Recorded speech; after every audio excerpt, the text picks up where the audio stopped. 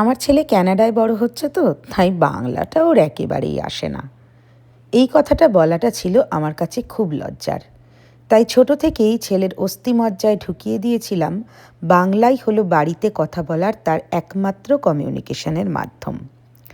সেদিন সোশ্যাল মিডিয়াতে একজনের রিল দেখলাম, তার মেয়ে বাংলা বলতে পারে না বলে সেই ছোট্ট মেয়েটিকে অসংখ্য মানুষ জাজমেন্টাল কমেন্টস দিয়েছে।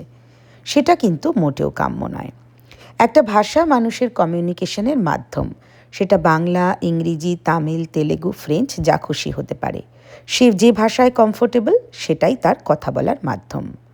তবে তার মা ভিডিওতে বলেছেন, আমার মেয়েকে বাংলা শেখাতে গিয়ে দেখেছিলাম সে বাংলা ল্যাঙ্গুয়েজটা মোটেও পছন্দ করে না, তাই তাকে আর মাথায় বন্দুক ঠেকিয়ে বাংলা শেখাতে যাইনি। এই কথাটায় আমি ওনার সাথে একেবারেই একমত হতে পারলাম না। আমি এই দেশে অনেক ভারতীয় পরিবারকেই দেখেছি, বাচ্চা জন্মের পর থেকেই তারা তাদের সাথে ইংলিশে কমিউনিকেট করা শুরু করে, কারণ এদেশের স্কুল বা ডে কেয়ারগুলোতে বাচ্চা যাতে ভালোভাবে এই ভাষায় কমিউনিকেশনটা করতে পারে। এই ব্যাপারে তবে আমি আমার অভিজ্ঞতাটা বলি। আমি বিশ্বাস করি ভাষা সব থেকে ভালো শেখা যায় কানে শুনে।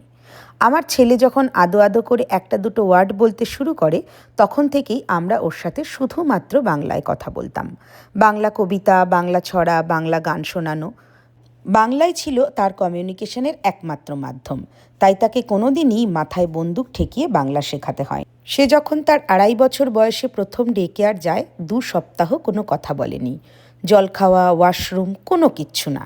আমার তোতা পাখির মতো পটর পটর করে কথা বলা ছেলেটা কোনো কথা বলছে না শুনে খুব কষ্ট হয়েছিল, কিন্তু মনে মনে বিশ্বাস ছিল, যখন প্রতিদিন 6 ঘন্টা আরও 24টা বাচ্চার কাছ থেকে সে ইংরেজি ভাষাটা শুনবে, তখন সে নিশ্চয়ই ভাষাটাকে খুব সহজেই রপ্ত করে ফেলবে।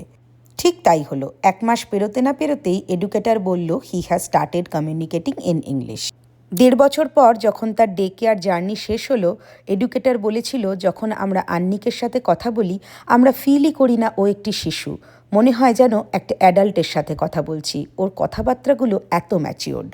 আজকালকার বাচ্চারা এত স্মার্ট যে ল্যাঙ্গুয়েজ সুইচ করতে ওদের কিন্তু কোনো অসুবিধা হয় না।